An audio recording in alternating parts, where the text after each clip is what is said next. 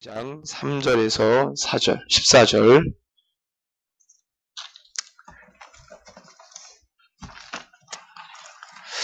우리 한 목소리로 같이 3절에서 14절 마지막 절까지 같이 읽습니다. 야곱은 모태에서 그의 형의 뒤꿈치를 잡았고 또 힘으로는 하나님과 교류되어 천사와 겨루어 이기고 울며 그에게 간구하였으며 하나님은 베델에서 그를 만나셨고 거기에서 우리에게 말씀하셨나니 여호와는 만군의 하나님이시라. 여호와는 그를 기억하는 이름이니라.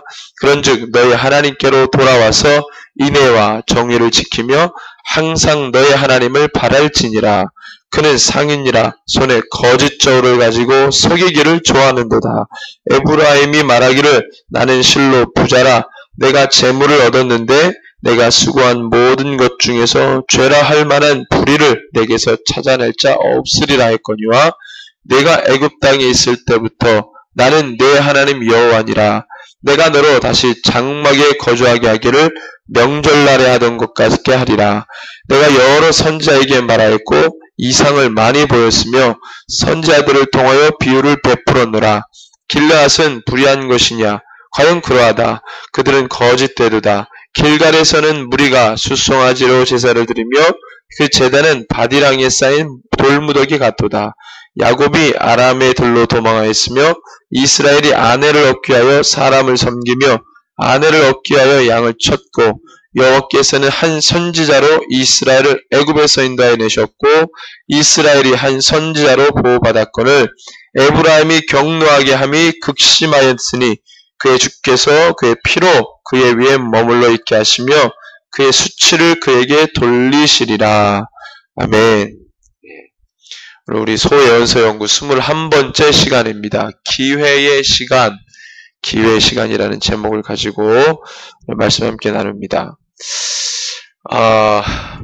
오늘 이 말씀이요, 하나님이 구원자신데 우리 하나님 구원자시고 하나님에 대한 여러 가지 호칭들이 있습니다. 어떤 하나님, 특별히 사랑의 하나님, 또 인자하신 하나님, 창조주 하나님, 여러 가지 하나님에 대한 수식, 전능하신 하나님, 전지하신 하나님, 하나님에 대한 호칭이 굉장히 많습니다.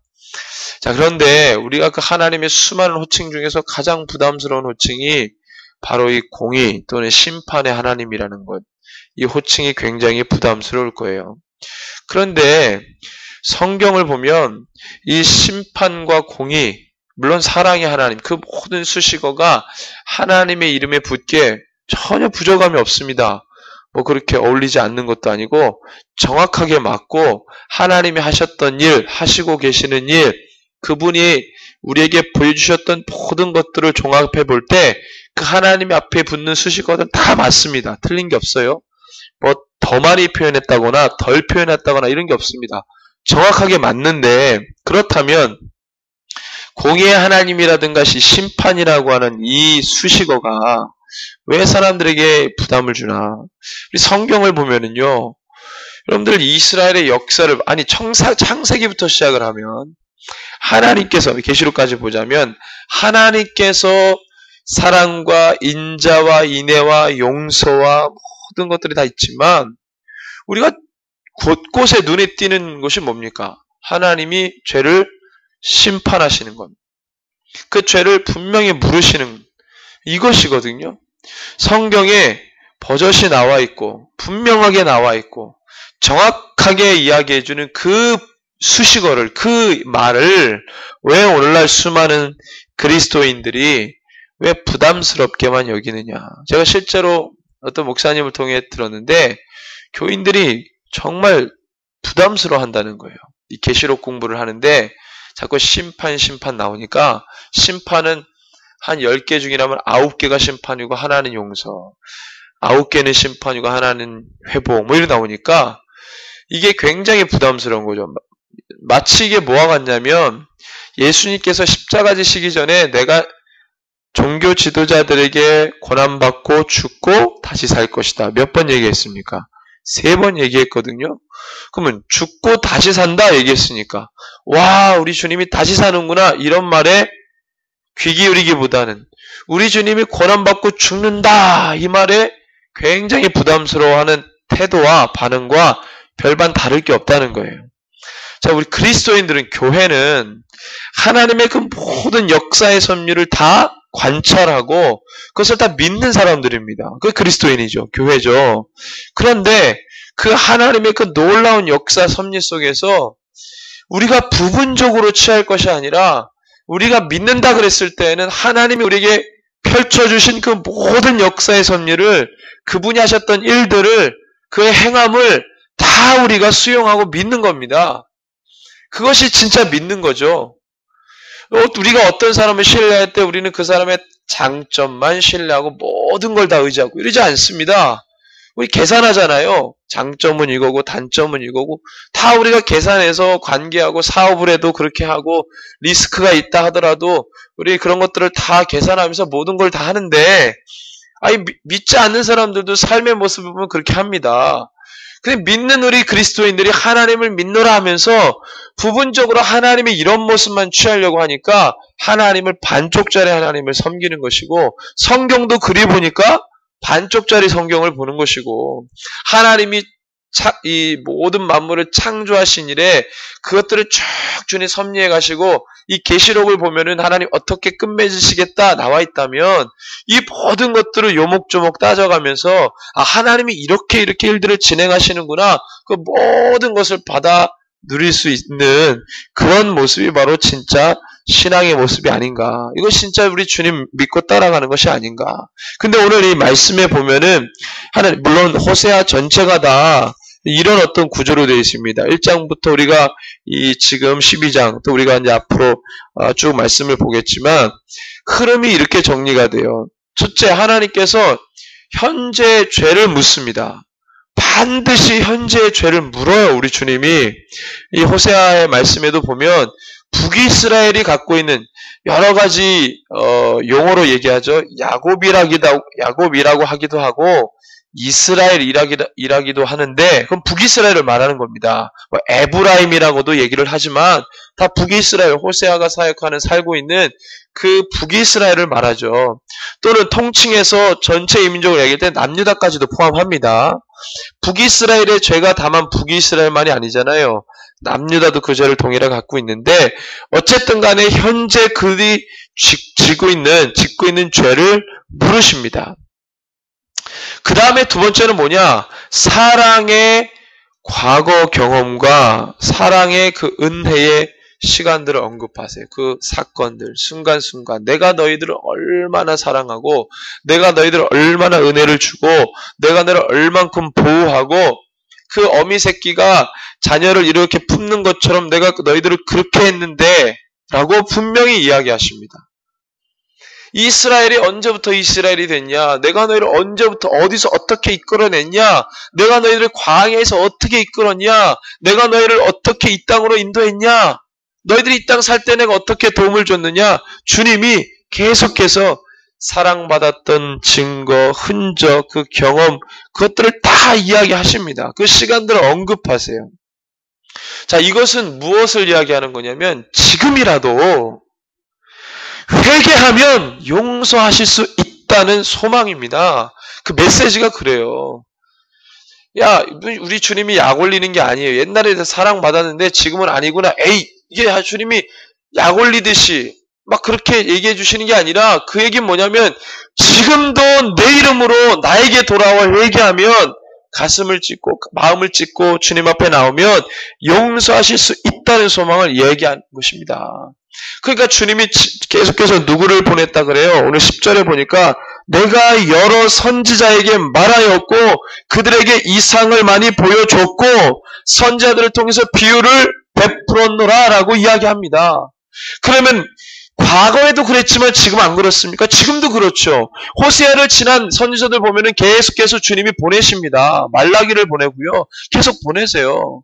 그 다음에 예수님 오셨잖아요. 예수님 오전에 세례 요한 보냈잖아요. 계속 주님 보내시잖아요. 그러니까 주님이 이야기를 하는 것은 지금이라도 회개하면 용서할 수 있다는 소망을 이야기를 하시는 겁니다. 우리가 과거 한번 생각해 봅시다. 이 소돔과 고모라 땅에 죄가 너무나도 관영했어요. 특별히 그 죄라고 말하면 어떤 한 사건이 있었죠. 사건이 중요합니다. 사건이. 왜?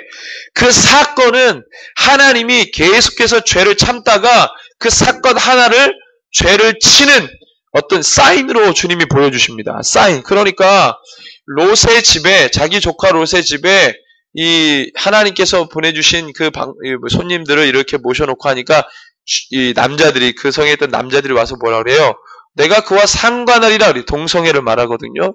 그래서 그를 우리에게 주라 그랬단 말이죠. 내가 그걸 놀이개로 삼겠다 이거예요. 근데 롯이 그들의 성향을 알았습니까? 몰랐습니까? 알고 안 보내준 거예요. 알고 안 보내준 겁니다. 그러니까 누구를 보내요? 자기 딸을 보냅니다. 여러분들, 이게 지금 일어났다면, 이건 지금 일어나도 어마어마한 사건이에요. 지금 일어나도. 근데 이 수천 년 전에, 그 우리가 많이 봐줘서 지금보다도 죄가 덜 일어난다고 하는 그 고대 시대에 지금도 들으면 경악할 그 일을 그때 일어났다. 주님이 소돔과 고모라가 그전에는 그런 게 없었겠어요? 그런 게 있었죠. 계속 차오르다가 그 사건 하나 때문에 주님이 심판하는 겁니다. 그래서 현대 교회가 지금 일어나는 여러 가지 사건들을 여러분 예의주시할 필요가 있어요. 그 사건 하나하나가 다 사인이에요.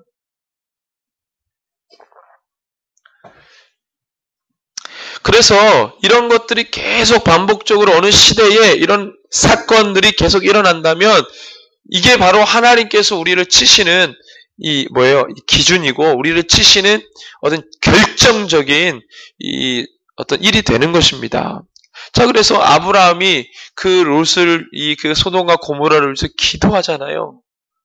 기도하죠. 충분합니다. 우리가 몇 번 나눴어요. 이거 정말로 중요한 것은 지금의 죄의 모습과 교회의 이 관계가 고대 시대 때 성경에 보여주는 그 관계랑 같이 갑니다. 아브라함의 시대를 건너가면 무슨 시대가 나옵니까? 노아 시대가 나오거든요. 근데 예수님이 정확하게 말씀하셨어요. 마지막 때는 어느 시대와 같다? 노아 시대와 같다 그랬어요. 노아 시대. 계속 우리의 모습은요, 성경을 보면 이 시간을 거슬러 올라갑니다. 우리의 죄 모습이 미래를 향해서 쫙 나가는 것 같지만 우리의 죄의 행태와 교회의 하나님의 자녀라고 말하는 불의한 자녀들과 하나님의 자녀의 이 관계는요, 성경의 시간을 거슬러 올라갑니다. 그래서 쭉쭉쭉 올라가면 언제까지 올라가냐면 노아 홍수 심판 때까지로 가는 거예요. 그때는 사람들이 어떻습니까? 심판할 때까지도 장가가고 시집가고 잔치 벌리고 도대체 시대가 어떻게 돌아가는지도 그건 남 얘기라고 생각하니까 다 그들이 그렇게 반응했다는 거예요. 수십 년 동안 방주를 짓고 준비한 노아가 그 가족들만 살아남았습니다. 그럼 우리가 한번 적용해 봅시다. 아브라함이 소돔과 고모라를 의인들을 놓고 50명부터 출발했지만 결국 살아남은 사람은 3명이에요. 그래서 자기 조카입니다. 아브라함은 롯을 위해서 롯을 구해주십시오라고 기도한 적이 없어요. 그 땅에 의인이 50명, 45명, 40명, 30명, 20명, 10명 그렇게 얘기했죠. 롯을 구해달라고 얘기하지 않았습니다. 그 땅에 의인이 있으면 50명 의인이 있으면 그래도 그 무너뜨리겠습니까? 주님이 뭐라 그래요? 그래 50명 내가 안 무너뜨리겠다. 쭉쭉쭉 가서 10명 10명 있어도 내가 안 하겠다. 10명의 의인도 없었어요. 롯이 의인이었습니까? 제가 볼 때는 하나님의 수준을 볼 때 롯은 구원받을 자격이 없는 사람입니다. 그가 아브라함과 딱 찢어질 때 무엇을 보고 갔습니까? 소할 땅을 쫙 보니까 에덴 동산과 같고요. 정말 하나님의 동산처럼 물이 풍부하고 그의 보는 안목이 영적인 안목이 아니라 육신의 안목을 갖고 있었던 사람이에요. 그럼 믿음이 그렇게 많았던 사람이 아닙니다. 그가 살았던 이유는 아브라함의 그 간구 때문에 그가 살아남은 거예요. 그 사건이 뭐였냐면 손님이 왔는데 손님을 보호해 준 거죠. 그 사건 아니었으면 롯도 심판받았어요. 그 사건이 우리에게 주는 의미가 아주 큽니다. 아주 커요. 그때 교회가 어떻게 태도를 취하고 어떻게 모습을 보이느냐가 살고 죽는 게 왔다 갔다 합니다. 우리를 위해서 또 중보하는 자들이 있겠고, 우리가 또 어떤 불특정 다수를 위해서 기도하는 것들이 있잖아요. 어떤 이들이 우리를 위해 중보해서 우리가 살 수도 있고, 우리의 중보를 통해서 또 어떤 이들이 살 수가 있습니다. 교회가 이런 커넥션이 있어야 돼요. 중보의 연결고리가 그래 있어야 됩니다. 그래야 단 몇 명이라도 사는 거예요. 지금 시대가 그렇게 흘러가죠. 자, 그렇게 해서 흐름이 어떻게 흘러간다고 해서 현재의 죄를 묻고, 그렇지만 사랑의 어떤 이런 경험과 은혜를 언급했죠. 아브라함이, 그 다음에 노아, 그 다음에 여러 가지 역사를 쭉 보니까 하나님이 보호하시고, 날개로 품으시고, 지켜주시고, 인도하시고, 다 하나님이 구원하시고 다 있어요.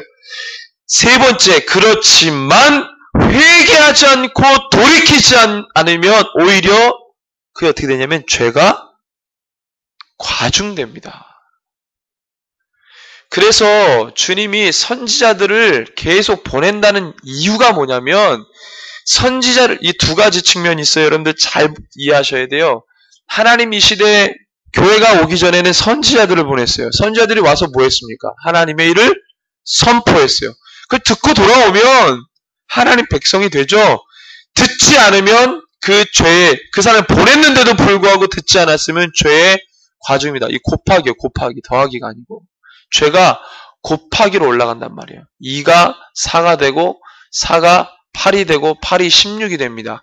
배수로 올라가요. 죄의 이 관영함이 엄청나게 올라갑니다. 그러니까 주님이 역사 속에서 계속 주의 종들을 보내잖아요.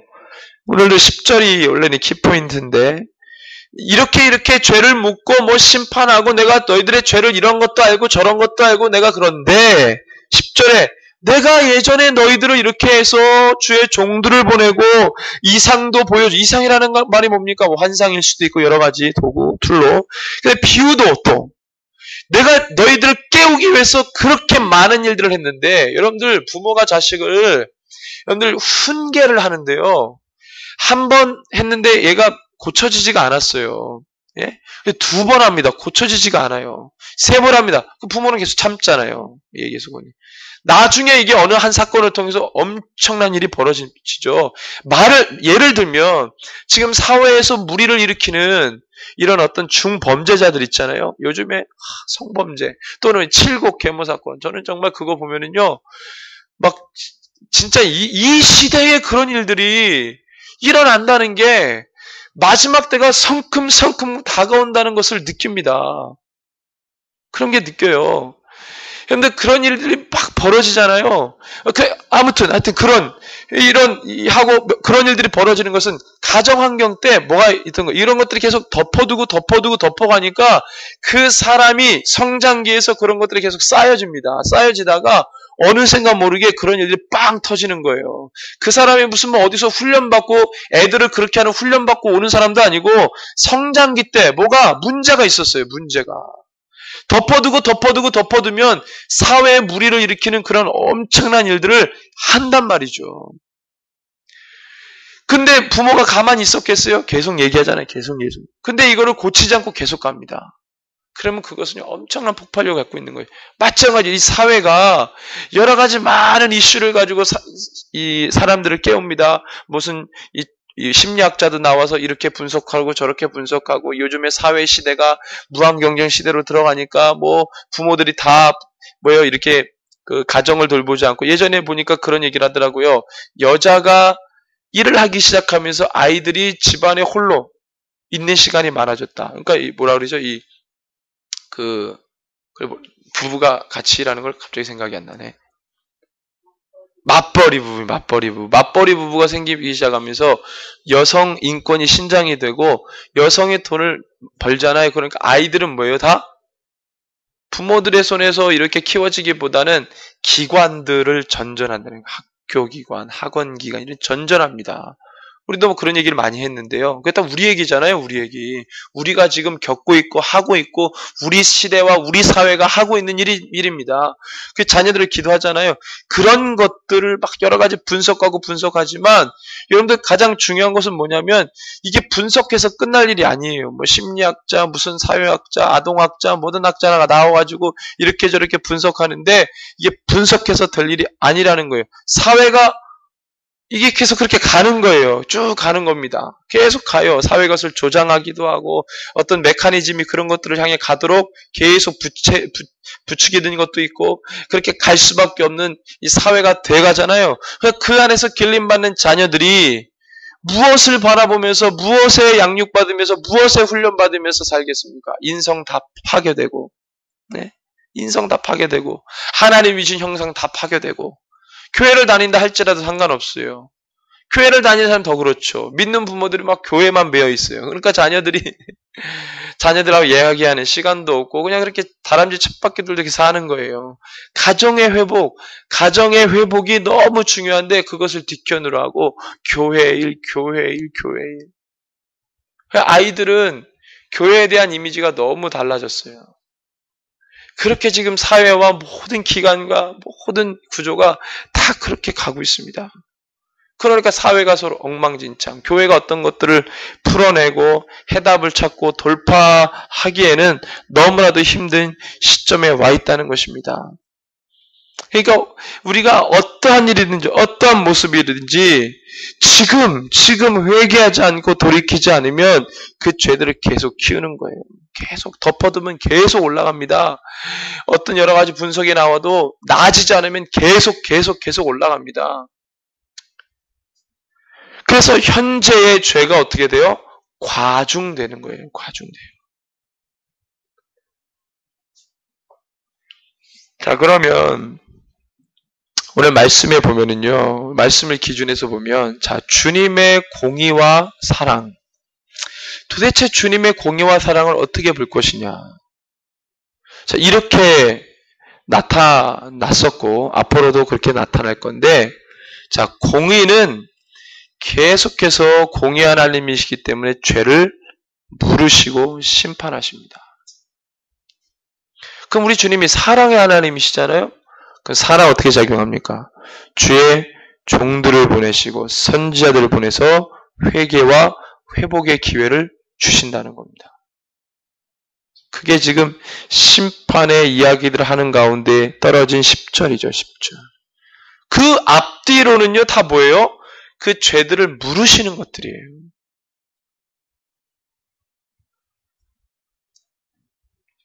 그러니까 공의와 사랑이 이렇게 주님의 역사 섭리 속에서 이렇게 흘러가는 거예요. 톱니바퀴처럼. 공의 하나님 계속 죄를 물으시고 사랑의 하나님이기 때문에 누구를 보내요? 주의 종들과 선지자들 이 땅에 교회를 계속 보내는 거예요. 거기서 죄를 물으시니까 그것에 반응한 영혼이 죄의 선지자들과 죄의 종들의 말을 듣고 회개합니다. 가슴을 치면서. 그러면 주님의 사랑 안으로 들어오는 거죠.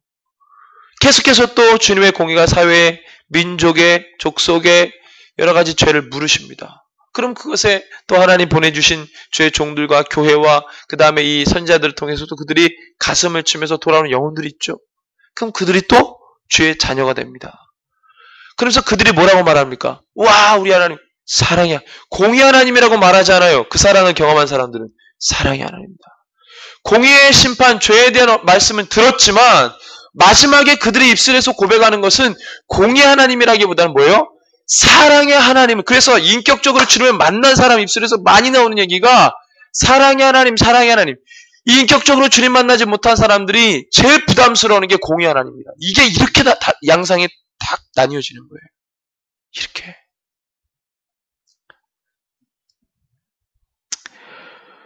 여러분들 성경에서 죄를 아주 심하게 깊이 물으시는 대상이 누구라고 생각하십니까? 죄를 아주 심히 깊이 물으시는 대상. 바로 하나님을 알지 못하는 열국이 아니라 하나님을 이미 알고 섬기고 그간 은혜와 보호와 은덕을 받아온 이 하나님의 백성이라고 하는 자들입니다. 이게 바로 하나님의 이 죄를 심하게 깊이 물으시는 대상이었어요. 물론 열국에 대한 죄도 물으시죠. 예를 들면 이사야 13장부터 보면은 열국에 대한 심판, 바벨론, 애굽 심판 나오잖아요. 근데 이사야 전체 내용을 놓고 보면 그거를 한 10%밖에 안 돼요. 나머지 90%는 누구에 대한 예언입니까? 남유다 멸망에 대한 예언이에요.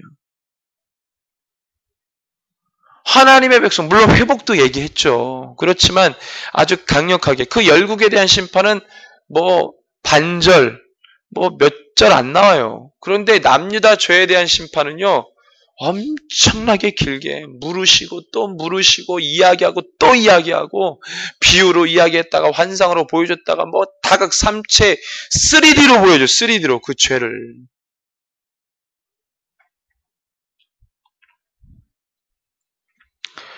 그래서 그들의 죄가 과중되는 이유는 뭡니까? 아까 말씀드린 대로 은혜를 체험했음에도 불구하고 돌이키지 않았기 때문이죠. 분명히 은혜를 경험했어요. 그런데 돌이키지 않습니다.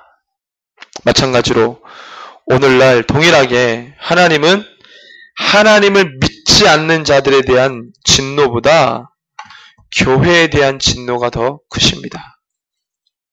그걸 여러분들 아십니까? 믿는 그리스도에 대한 진노가 큽니다. 마지막 때 미혹. 미혹이라는 단어는 우리 순서를 매기자면 어떤 사람들에게 미혹이라는 단어가 더 맞을까요? 미혹과 배도가 믿는 사람들이죠. 믿는 사람, 적그리스도가 누구를 타겟으로 삼아서 오겠습니까? 믿는 사람들이에요. 적그리스도는 분명히. 적그리스도는 분명히 믿는 사람들과 이 주님을 따라가는 제자들, 이 교회를 타겟을 두고 교회를 무너뜨리고 하나님과의 관계를 단절시키고 그들을 미혹해서 주님과 떨어뜨려 놓는 겁니다. 그래서 나중에는 배도하게 만드는 겁니다. 타겟이 우리를 향해 있어요. 우리를 향해. 하나님도 우리를, 적그리스도도 우리를. 믿지 않는 사람들은 그들의 죄로 그들이 하나님을 알지 못하고 하나님을 배반했거나 하나님 무시했거나 하나님 인정하지 않았다거나 그 말로 다 심판받습니다. 그런데 그것은 사실 마음 아플 것이 없어요. 제일 마음 아픈 것은 하나님의 백성이었다가 물론 한 영혼의 천하가 귀하죠. 그 영혼들 다 하나님의 형상과 모양대로 지음받은 자들인데 근데 적그리스도를 따라가는 자들 다 뭐였습니까? 짐승이 뭐였어요? 짐승이. 사단이 아닙니다. 계시록에서 보여진 짐승은 뭐예요? 추종자들이에요. 사단 추종자들. 우리 인간이란 말입니다. 인간. 그들의 형상은 이미 다 하나님의 형상과 모양 깨져버린 사람들이에요. 물론 그럼에도 주님은 마음이 아프시지만 근데 가장 안타까운 사람이 누구겠습니까? 교회에 있는데 심판받는 자들입니다. 교회에 있는데 마치 이스라엘 백성들이 하나님의 거룩한 백성이고 성전이 버젓이 있는데 그 버젓한 성전을 무너뜨리면서까지 이스라엘 백성들을 훈계하셨던 하나님의 애끓는 마음이겠죠.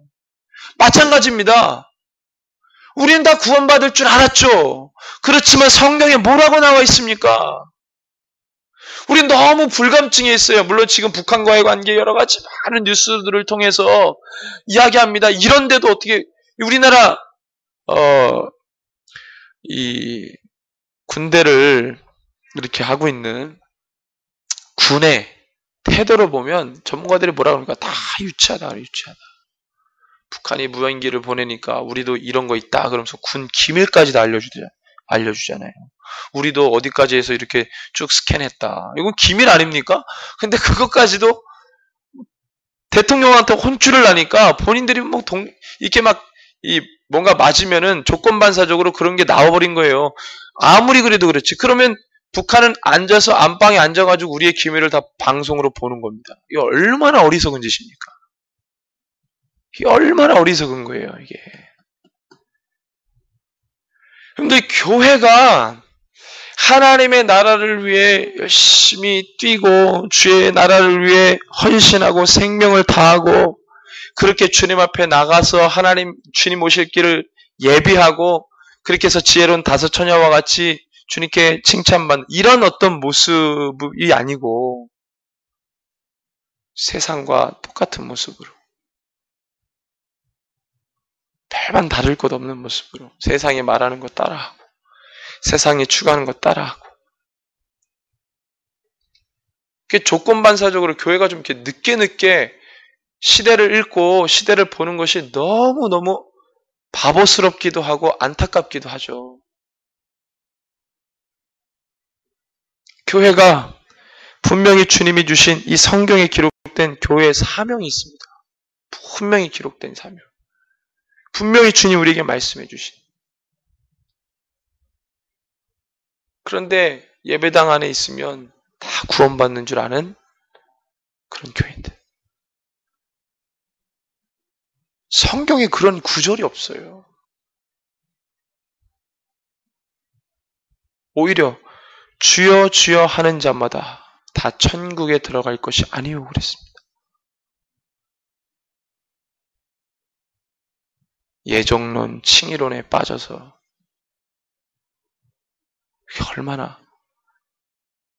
얼마나 주님 앞에 얼마나 책망을 받으려고.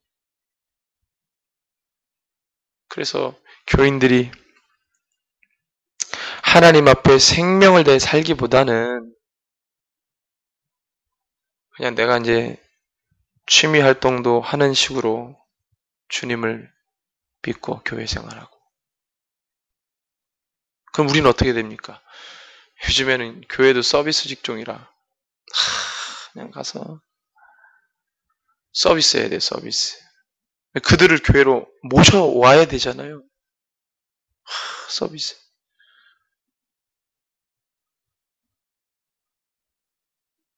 여러분들 서비스 해야 됩니까? 서비스. 섬김이잖아요, 섬김. 봉사. 성경에 섬김, 봉사 돼 있잖아요. 근데 주님이 말씀하신 거하고는 지금 교회 가는 건 전혀 다릅니다. 전혀 달라요.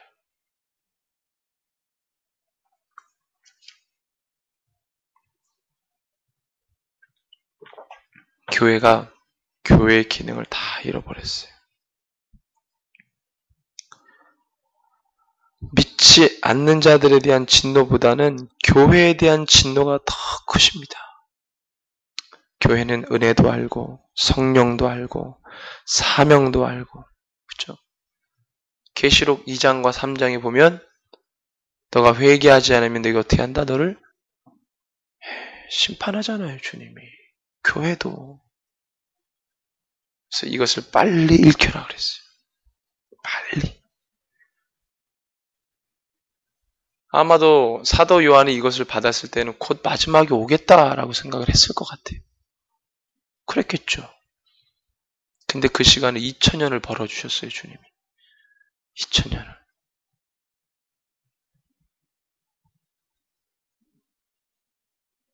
지금 제가 10년 전에, 약 10년 안 되는 것 같은데 제2의 종교개혁에 대한 마음을 품은 적이 있어요. 이렇게 사역하다가 회의도 많이 들고. 요즘에 보니까 WCC 때문인지는 모르겠지만 제2의 종교개혁이 일어나야 된다. 이런 말들이 나옵니다. 제 첫 번째 종교개혁을 일으킬 때 마틴 루터라든가 칼빈이나 쯔빙글리 같은 사람들은요. 기댈 후원자가 없었어요. 그냥 카톨릭 내에 있는 변질되고 그 다음에 이 교황권 이런 것들이 다 성경과 위배되었기 때문에 신학자의 양심으로 한 거죠. 마틴 루터가. 그전에도 종교개혁이라기보다는 그것이 옳지 않다라고 했던 몇몇의 사람들이 있다가 화형당해주고 그랬어요. 마틴 루터가 처음이 아니거든요.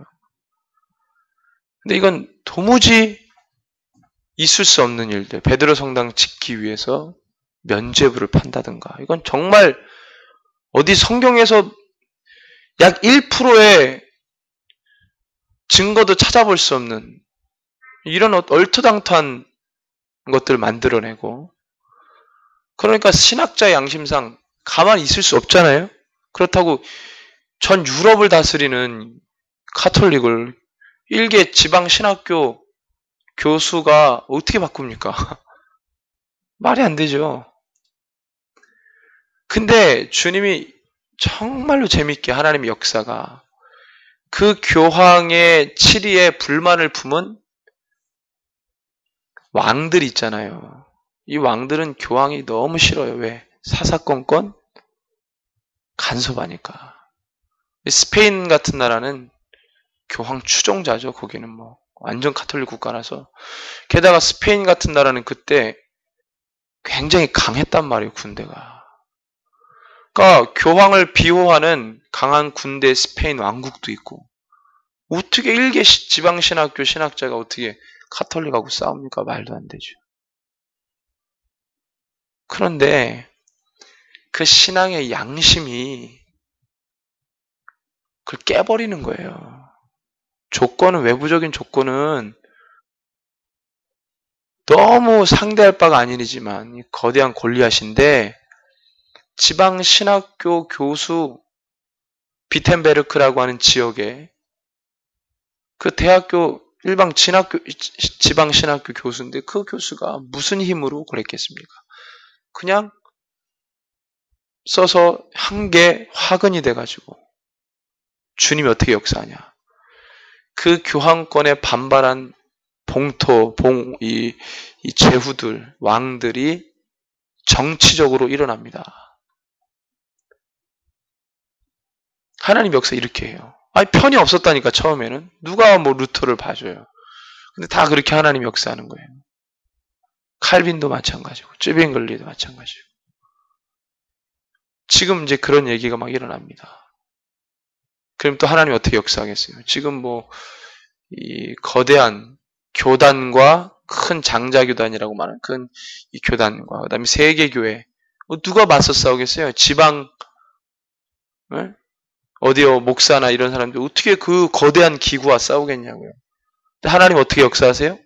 또 그런 식으로 역사할 수 있다는 거예요. 또 연약한 자들을 모아서 지금 WCC를 통해서 하나님이 채를 걸르십니다. 정확하게 양과 염소가 나눠지듯이 나뉘시는 거예요. 그런데 주님은 죄를 물으실 때 성경, 이 말씀만 하고 마치겠습니다. 성경, 호세아를 포함해서 성경 어디를 봐도 어느 누구 집 누구의 죄를 물어서 내가 여기를 심판하겠다, 이런 구절이 있나요? 어떤 사람의 이름을 걸어, 유대 지방의 어디 저쪽 어떤 소도시에 누구 뭐 김계동, 어떤 그 집안에 어떤 그 사람이 사기를 해가지고 내가 이 나라에 심판하겠다, 이런 얘기가 있어요? 없어요. 선지자들을 보낼 때 선지자들은 뭐라고? 어느 선지자 나와가지고 어느 지방에 어느 몇 동 몇 호에 사는 어떤 사람이 이런 죄를 지어서 내가 이 민족을 심판하노라, 그렇게 예언한 선지자 보셨어요? 없어요.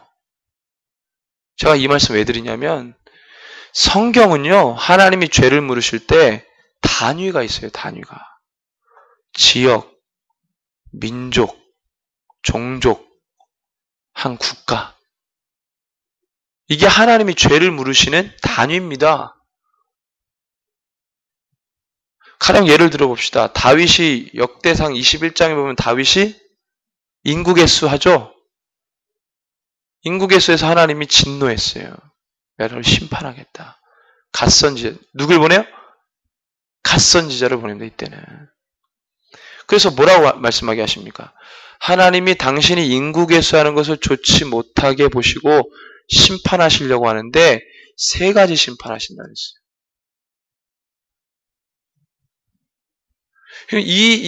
여러분들, 다윗 한 사람이 잘못했어요. 다윗 한 사람이 잘못했는데 그 다윗 한 사람의 잘못을 통해 누가 고통받아야 돼요? 백성이 고통받는 겁니다. 하나님이 죄를 물으시는 단위가 있어요. 단위. 한 사람이 그 죄는 누룩과 같이 퍼지기 때문에 그 사회를 병들게 하죠. 그 사회의 죄의 흡수력은요, 사회가 발달하면 발달할수록 더 빨리 흡수합니다.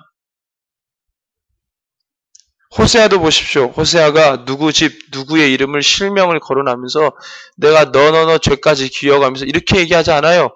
북이스라엘의 죄, 그 북이스라엘의 죄의 제목들을 보니까 정말로 사회에 불합리한 건데 하나님이 볼 때도 이거는 영 아니야. 십계명과 모세 오경과 토라를 통해서 율법을 통해서 봐도 이건 절대로 하나님 믿는 백성이라고 말할 수 없는 그 사회에 불합리한 부조리의 죄들이 막 있는 거죠. 그것을 이야기합니다. 그 사회가 짓는 죄, 그 땅과 지역과 민족이 짓는 죄, 그걸 물으시는 거예요.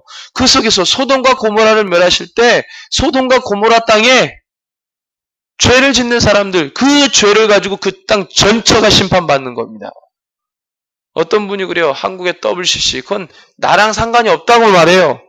상관이 없다고 말하는 목사는 성경을 모르는 목사고, 하나님의 역사 섭리에 전혀 까막눈인 목사입니다. 그런 사람이 널려 있어요, 동해시에. 그게 어떻게 남 얘기입니까? 우리 민족, 조국교회의 이야기인데.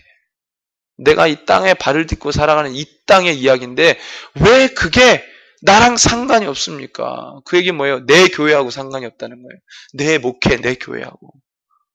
하나님이 그런 사람 축복하지 않습니다.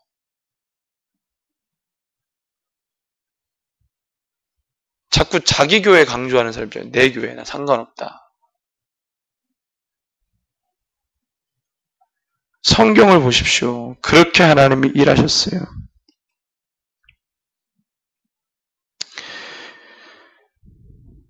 그 지역과 도성과 그 인근의 지역까지 완전히 심판받았습니다. 소돔과 고모라.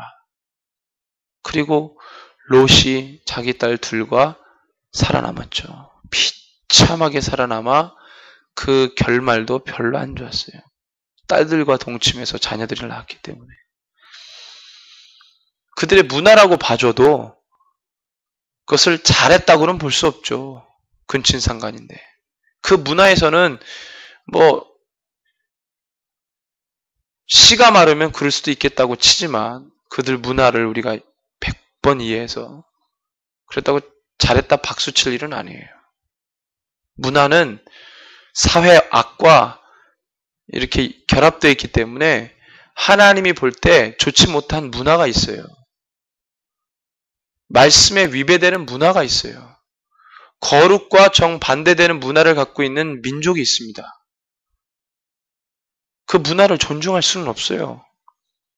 외국인 선교사가 우리나라 들어올 때 우리나라 문화를 존중합니까? 아니죠. 그래서 술 문화가 없어진 거예요. 기독교인이 술 먹지 말라 그런 거예요. 왜냐면은 새벽 예배 때도 못 나오죠. 농경사회니까. 새벽에 다 일 나가니까. 그리고 주일날 예배 때 보면은 막걸리 한 잔 다 드시고 오시는 분들이 많으니까. 선교사들이 볼 때 성경에는 술 먹지 말라 그랬는데 이거 어떻게 거룩한 생활이 안 되잖아요. 그렇다고 그 문화 존중해 준다고 합니까? 카톨릭은 그리 하죠. 제사 드리고. 하나님이 싫어하는, 하나님이 함께 할 수 없는 문화가 있어요. 문화를 다 받아주면 안 돼요. 문화를 다 수용해주면 안 돼요. 문화는 그 사회의 악과 결합되어 있기 때문에 그렇습니다. 소돔과 고모라의 문화는 더러운, 성적으로 아주 더러운 문화를 갖고 있었어요. 그래서 주님이 심판한 겁니다. 그 문화에 녹아 있었기 때문에. 동해시의 문화는 뭐가 있습니까? 보이십니까? 우리가 살고 있는 이 땅, 이 지역의 문화가 뭡니까? 보이십니까? 사람들이 어떤 것을 많이 생각합니까? 어떤 말을 많이 합니까? 어떤 것에 매여 있습니까? 보이십니까? 나는 거기에 매여 있지 않습니까? 보셔야 돼요. 봐야 됩니다. 그걸 끊어야 됩니다. 그게 우리가 해야 될 일입니다. 알지 못하는 사람 흔들어 깨우는 게 우리가 할 일이고 주님 오실 길을 예배하는 게 우리가 할 일입니다. 이 시대에 많은 사람들이 추구하는 가치를 따라가는 교회와 그리스도인이 아니라 성경에서 말하고 하나님 우리에게 말씀하신 그 가치를 따라가는 그 복음을 따라가고 그 진리에 집중하고 따라가는 그 교회와 성도가 되어야 합니다. 그렇지 않으면 우리도 그 화를 면치 못하는 거예요. 이건 내 행위로 구원받자는 얘기가 아닙니다. 주님의 마음이 그렇기 때문에 그 마음을 품는 자는요. 그런 행동이 나올 수밖에 없어요. 왜? 여러분들 마음 따로 행동 따로가 되는 사람이 어디 있어요? 사람의 행동은 그 마음에 있는 것이 나오는데 그 사람의 말은 그 마음에 있는 것이 나온다고 그랬습니다.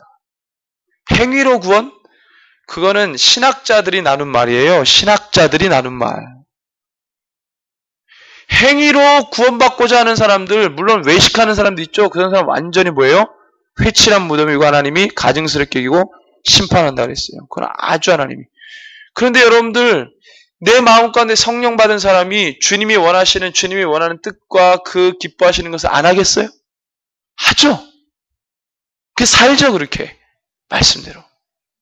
그 주님의 일들을 추구하고 그것들을 하죠. 몸이 움직이고 행동하잖아요. 근데 그 사람 보고 너는 행위로 구원 이렇게 말하면 말이 맞습니까? 말이 안 되죠. 물론 마음이 없는데 그렇게 하는 것은 종교인들.